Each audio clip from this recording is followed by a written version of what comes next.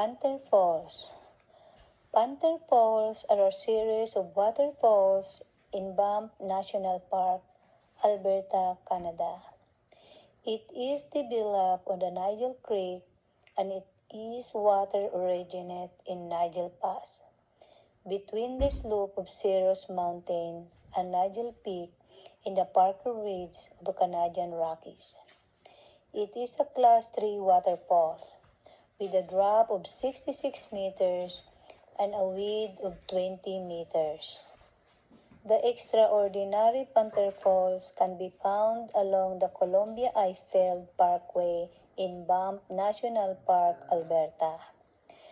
This 0.3 miles long trail requires a little scrambling and extreme caution.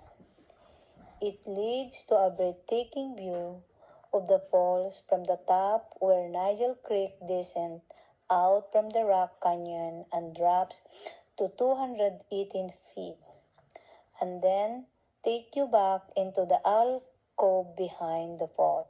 So Panther Falls and Bridal Bell Falls are located on the Icefield Parkway Highway 93 in Banff National Park. They are about 36 kilometers north of Saskatchewan River's crossing at the David Thompson Highway Junction and 13.5 kilometers south of the Columbia Icefield Discovery Center. There is no sign on the road for Panther Falls, so you need to watch for the large fallout of the top of a big bent hill. Best time to visit Panther Falls and Bridal Bell Falls is in the summer. Panther Falls has the best flow from May to October, and Bridal Bell Falls from May to August. Winter is another good time to visit Panther Falls if you like frozen waterfalls. Panther Falls winter is a popular ice climbing destination. But keep away from the cliff edge and be aware of slippery rock. So sturdy shoes with the good grips are recommended.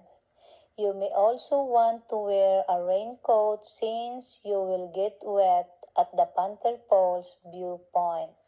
This hike can be done without hiking poles, but if you have them, they can provide support on the loose gravel section.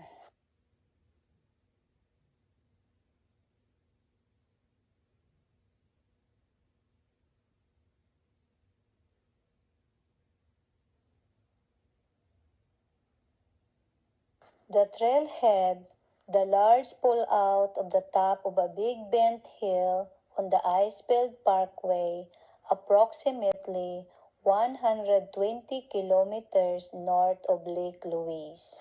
The official Panther Falls Trail starts from the far south corner of the parking area. The trailhead is not obvious at first, but if you walk beside the road from the parking lot, you'll soon come to the trailhead sign at the edge of the forest.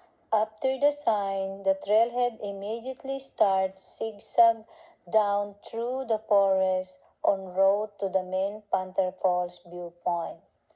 Some part of the trail have a lot of loose rock, so proper hiking shoes are recommended to minimize your chances of slipping. After a short sections of switchback descending the slope, the trail levels out as it continues straight through the forest.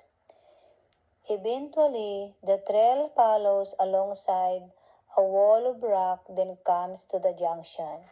At the junction, if you keep left beside the rock and go up the small hill, you get a nice view of Bridal Bell Falls cascading down the mountainside opposite you.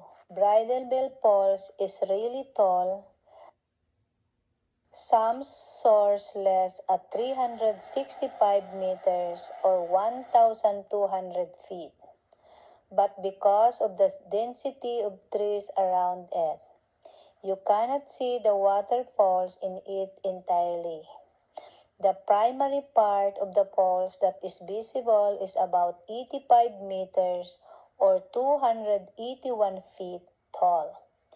Even in partial view, its floods and slides are beautiful signs. Panther Falls is one of the best frozen falls in Alberta.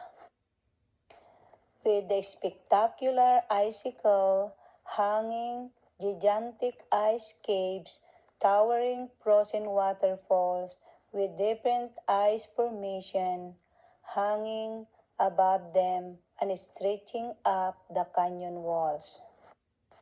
This is the reasons and many more are why the frozen waterfalls in Alberta are magical and breathtaking. Frozen Panther Falls is amazing frozen waterfalls during winter in the Canadian Rockies. Imagining seeing those frozen waterfalls in person. The temperature of the water super cold, meaning falls below the freezing mark, 32 degrees Fahrenheit or 0 degrees Celsius. As ice molecules form, the water flows slow, allowing fragile ice to form.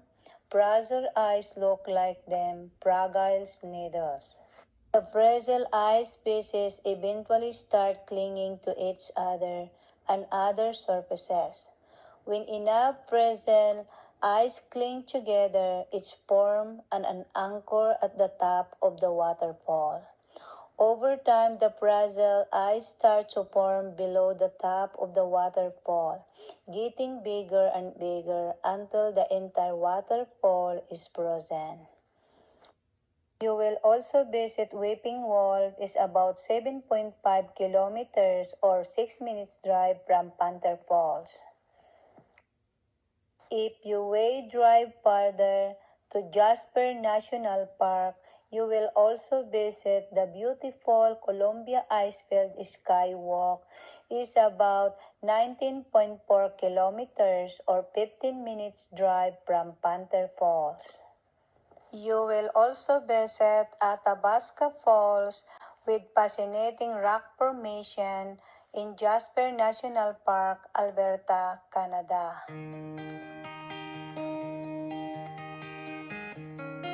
If you like this video, guys, please like, share, and subscribe.